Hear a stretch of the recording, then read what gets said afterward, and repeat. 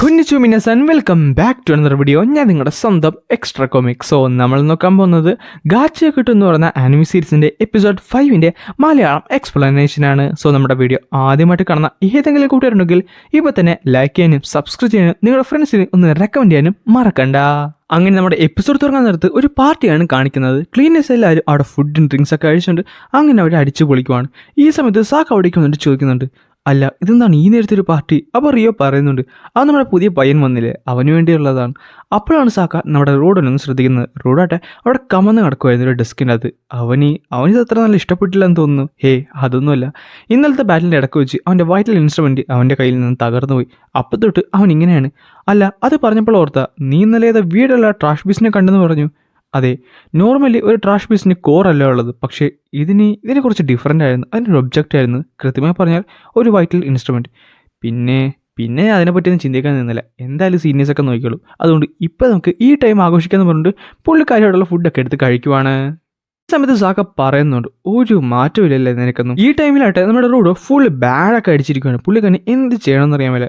ആ ടൈമിലായിട്ട് ഒരുത്തിനെ അവിടേക്ക് വരുന്നത്. എന്നിട്ട് പറയുന്നുണ്ട്, അല്ല നീ എന്താ ഇങ്ങനെ ഇരിക്കുന്നത്? നിനക്ക് എന്നെ ഓർമ്മയുണ്ടല്ലോ, എൻ്റെ പേര് ഗ്രിസ് എന്നാണ്. എൻ്റെ പേര് റൂഡോ. നീ ഇന്നലെ എന്തായാലും നന്നായിട്ട് ഹെൽപ്പ് ചെയ്തു കേട്ടോ. ആര്? ഞാൻ ഇന്നലെ ഒന്നും തന്നെ ചെയ്തില്ല. പിന്നെ നീയല്ലേ നമ്മുടെ ഫോളോനെ രക്ഷിച്ചത്. ഫോളോ? ആ പയ്യൻ ആ ഗൂഗിൾസൊക്കെ വെച്ചിട്ടുള്ള അവനെയോ? പക്ഷേ എൻ്റെ പവർ എനിക്ക് യൂസ് ചെയ്യാൻ പറ്റില്ലല്ലോ. അല്ല നീ അറിയാൻ വേണ്ടി വന്നില്ലേ എന്നെ രക്ഷിക്കാനായിട്ട്?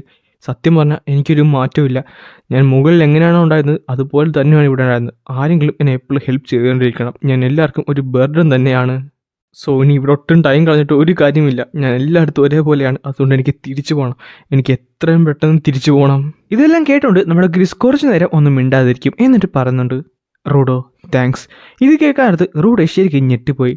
നിനക്കറിയാമല്ലോ, ഞങ്ങൾ സപ്പോർട്ടേഴ്സ് എന്ന് പറയുന്നത് ശരിക്കും പവർലെസ് ആണ്. പലരും ഞങ്ങൾ കാണുന്നത് ക്ലീനേഴ്സിൻ്റെ ഒരു പാരസൈറ്റ് എന്നത് മാത്രമാണ്. ഈവൻ ക്ലീനേഴ്സിലുള്ള പലരും ഇപ്പോഴും അങ്ങനെ തന്നെയാണ് ചിന്തിച്ചു വെച്ചിരിക്കുന്നത്. പക്ഷേ നീ അങ്ങനെയല്ല, നീ കുറച്ച് ഡിഫറൻ്റ് ആണ്. നീ നമ്മുടെ ഫോളോനെ തന്നെ കണ്ടില്ലേ, അവനായിട്ട് ഒരു ഗീവർ ആകാൻ ഭയങ്കരധികം ആഗ്രഹമുണ്ട്. പക്ഷേ അവൻ ഇതുവരെ ഒന്നും നടന്നിട്ടില്ല. അതുകൊണ്ട് തന്നെ ഇപ്പോൾ ഒരു സാധനമായിട്ട് അത് നന്നായിട്ട് ട്രഷർ ചെയ്ത് വെച്ചിട്ടിരിക്കുകയാണ്. ലൈക്ക് എന്നെങ്കിലും ഒരു ഗീവർ ആകാൻ പറ്റുമോ എന്നുള്ള ആഗ്രഹം കൊണ്ട്.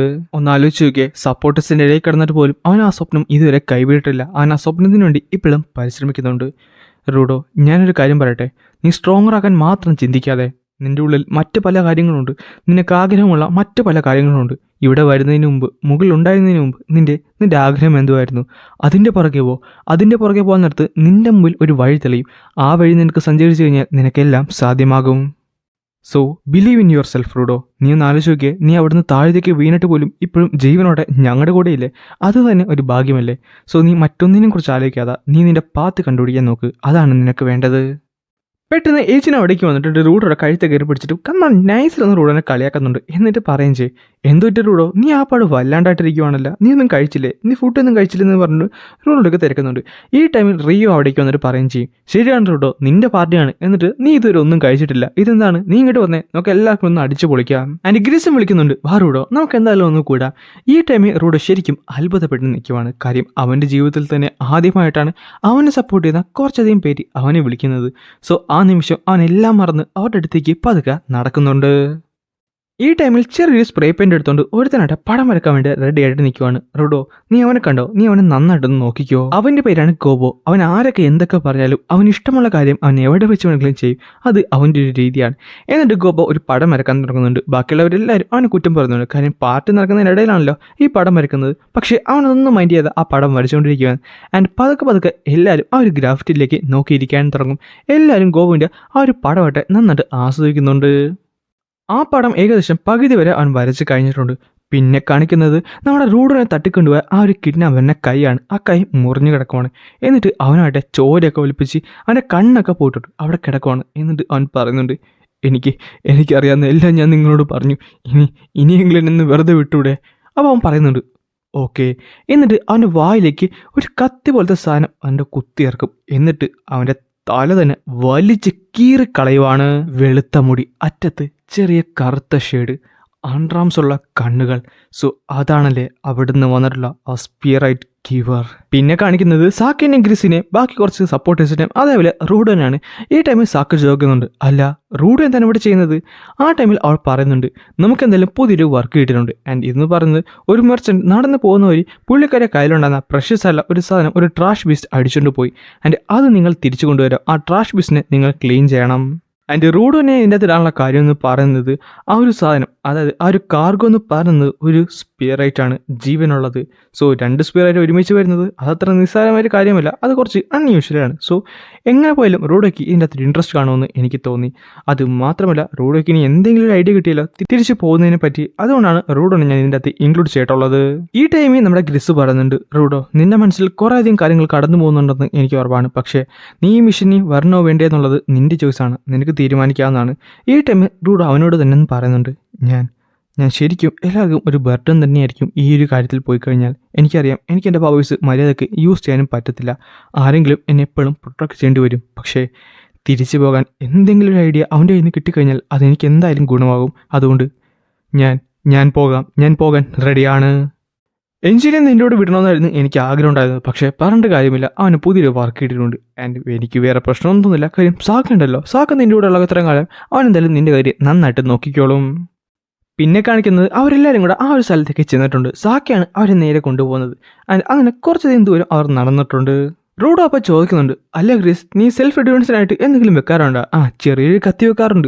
ആൻഡ് ഈ ടൈമിലാണ് നമ്മൾ ഫോളോ വന്നിട്ട് പറയുന്നത്, അവൻ്റെ കയ്യിൽ മറ്റൊരു കാര്യം കൂടെ ഉണ്ട് റൂഡോ. അതെന്നാണെന്നറിയാം, ഒരു പ്രാർത്ഥിക്കുന്ന ഒരു മെറ്റലാണ്. ആൻഡ് അതുകൊണ്ട് പ്രാർത്ഥിക്കാൻ നേരത്ത് നമ്മളെല്ലാവരും സേഫായിട്ട് തിരിച്ചു വരുമെന്നാണ് പുള്ളിക്കാരൻ പറയുന്നത്. ഇത് കേൾക്കാൻ നേരത്ത് ഗ്രീസ് അവനായിട്ട് കളിയാക്കുന്നുണ്ട്, നീയൊക്കെ എന്തുകൊണ്ട് ഈ പറയുന്നത്? അതങ്ങനെയൊന്നുമല്ല, അതെനിക്കൊരു ഗുഡ് ലക്ക് ചാം പോലെയാണ്. എന്നിട്ട് റൂഡോനെ അടുത്ത് കാണിച്ചു കൊടുക്കുന്നുണ്ട്, ഞാൻ എപ്പോഴും ഇത് വെച്ച് പ്രാർത്ഥിക്കാൻ നേരത്ത് നമുക്ക് എല്ലാവർക്കും വലിയ പ്രശ്നമൊന്നുമില്ലാതെ തിരിച്ചു വരാൻ പറ്റാറുണ്ട് റൂഡോ. ഈ ടൈമിൽ പെട്ടെന്ന് ഒരു പെണ്ണ് എവിടേക്ക് വന്നിട്ട് പറയുന്നുണ്ട്, ഞാനാണ് നിങ്ങൾ വിളിച്ച മെർച്ചൻറ്റ്. നിങ്ങൾ എൻ്റെ കൂടെ വന്നു കഴിഞ്ഞാൽ ആ ട്രാഷ് പീസ് ഇരിക്കുന്ന സ്ഥലം ഏതാണെന്ന് ഞാൻ കാണിച്ചു തരാം. ഈ ടൈമിൽ പെട്ടെന്ന് റൂഡോ ചോദിക്കുന്നുണ്ട്, അപ്പോൾ നീയാണോ ഞങ്ങളുടെ ക്ലയൻറ്റ്? അതെ. അല്ല നിന്നെ കുറപ്പല്ലേ അതൊരു സ്പിയറായിട്ടാണെന്ന്? അത് നീ പിന്നെ അവൻ ഇവിടെ നിന്നാണ് കണ്ടുപിടിച്ചത്? എങ്ങനെയാണ് നിങ്ങൾ കണ്ടുപിടിച്ചത്? അവനിപ്പോൾ എന്തുവാ സംഭവിച്ചത് എല്ലാം ഒന്ന് പറയാൻ പറ്റുമോ? അയ്യോ അങ്ങനെ ഞാൻ ഇങ്ങോട്ട് വരുന്ന വഴിയായിരുന്നു അവനെ കണ്ടുമുട്ടിയത്. കണ്ടു കഴിഞ്ഞപ്പോൾ ഞാൻ എൻ്റെ കൂടെ കൂട്ടി. അവന് ബോധമില്ലാത്തതുകൊണ്ട് ഫുൾ ഡീറ്റെയിൽസ് ഒന്നും എനിക്ക് ചോദിക്കാൻ സാധിച്ചില്ല. പക്ഷേ ഇപ്പോൾ എന്തായാലും അവൻ ആ ട്രാഷ് പീസിൻ്റെ കയ്യിലാണുള്ളത്. സോ നിങ്ങൾ രക്ഷിച്ചു കഴിഞ്ഞാൽ കൂടുതൽ ഡീറ്റെയിൽസ് ഒക്കെ കിട്ടത്തുള്ളൂ. അല്ല ഞാനൊന്ന് ചോദിക്കട്ടെ, നീ അവനെ കടത്തിക്കൊണ്ടുപോകാൻ നോക്കിയതൊന്നുമില്ലല്ലോ? ഒരിക്കലുമല്ല, അങ്ങനെ ഒരിക്കലും ഞാൻ ചെയ്തിട്ടില്ല. എന്നിട്ട് അവളുടെ സഹായത്തോടെ കൂടി ആ ട്രാഷ് പീസുള്ള സ്ഥലത്തേക്ക് അവർ നടക്കുവാണ്. ഈ ടൈമിൽ സാക്കയുടെ മനസ്സിൽ കുറച്ചധികം കാര്യങ്ങൾ വരുന്നുണ്ട്. ലൈക്ക് ഈ ട്രാഷ് പീസ്റ്റും ഇവിടെയുള്ള സ്പിയറൈറ്റും പിന്നെ ജീവനുള്ള മറ്റൊരു സ്പിയറൈറ്റും എല്ലാം കൂടെ കൂട്ടി വച്ചിട്ട് പുള്ളിക്കാരന് എന്തൊക്കെ ഒരു പന്ത് കെടുത്തുന്നുണ്ട്. ആൻഡ് ഇവന്തോ എന്നൊരു പുള്ളിക്കാരൻ അവരുടെ കൂടെ നടക്കുവാണ്. അങ്ങനെ ഏകദേശം ഒരു ബിൽഡിങ്ങിൻ്റെ ഫ്രണ്ടിൽ അവരെത്തിയിട്ടുണ്ട്. അവരെല്ലാവരും റെഡിയായി നിന്നിട്ട് പതുക്കെ ആ ബിൽഡിംഗ് തുറന്ന് നേരെ അവരകത്തേക്ക് കയറും. അങ്ങനെ കുറച്ച് നേരം മുമ്പിലേക്ക് നടക്കാൻ നേരത്താണ് ഫ്രണ്ടിൽ ഒരു സാധനം ഇരിക്കുന്നത് കാണുന്നത്. അതൊരു പാവയായിരുന്നു. അത് സ്പിയറൈറ്റിൽ നിന്ന് പറയുന്നിടത്ത് പെട്ടെന്ന് അവരെ ഹയർ ചെയ്ത ആ ഒരു മെർച്ചൻറ്റ് പുറകിൽ കൂടെ വന്നിട്ട് പറയുന്നുണ്ട്, ചെല്ലി പോയി കണ്ടുപിടിക്കുന്ന പറഞ്ഞിട്ട് അവരെല്ലാവരും മുമ്പിലേക്ക് ഉന്താൻ തുടങ്ങും. അങ്ങനെ ഉന്തി കുറച്ച് ദൂരം കഴിഞ്ഞപ്പോൾ പെട്ടെന്നായിരുന്നു അവരുടെ കാലിൻ്റെ താഴത്തുള്ള ആ ഒരു മണ്ണ് എന്താ പറയുക കുഴിഞ്ഞു പോകാൻ തുടങ്ങിയത്. ഒരു സാൻഡ് പോലെ തന്നെ. അടുത്ത സെക്കൻഡ് തന്നെ അവൾ ബാക്കിലേക്ക് ചാടിയേ അവരെല്ലാവരും നേരെ ഒരു കുഴിയിലേക്ക് വീഴുവാണ്. വലിയ പ്രശ്നമൊന്നും ആർക്കും പറ്റില്ല. അവർ ചോദിക്കുന്നുണ്ട്, ഇതെന്താണ്, ഈ സ്ഥലം എന്താണ്? അല്ല നീ പറഞ്ഞ ആ സ്പിയറൈറ്റ് എവിടെ? അത് നിങ്ങളുടെ കൂടെ തന്നെ ഉള്ളതെന്ന് പറഞ്ഞു റൂഡോനെ ചൂണ്ടിക്കാട്ടിക്കൊണ്ട് ആ ഒരു പെണ്ണ് പതുക്കെ അലിഞ്ഞ് മണ്ണ് പോലെയായി പോവുകയാണ്.